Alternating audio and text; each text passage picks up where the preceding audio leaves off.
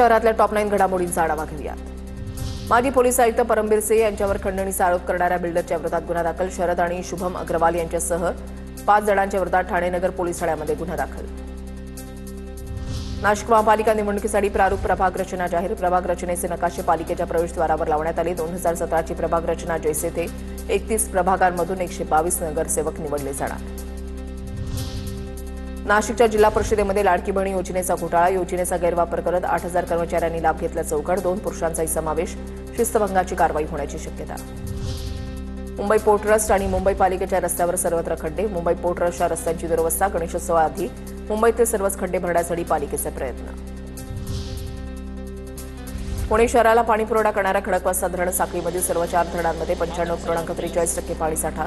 खडकवासला धरणातून आतापर्यंत जवळपास 14 टीएमसी पाणी मुठा नदीमध्ये सोडण्यात आलं।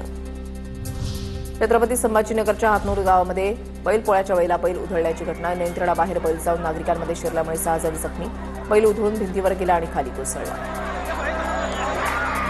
मुंबईतील सराफ व्यापाराला चाकूचा धाक दाखवून लुटलं। बुलढाण्यामधल्या समृद्धी महामार्गावरील घटना। 5.25 लाख किलो सोन्यासह रोख रक्कम घेऊन दरोडेखोर फरार।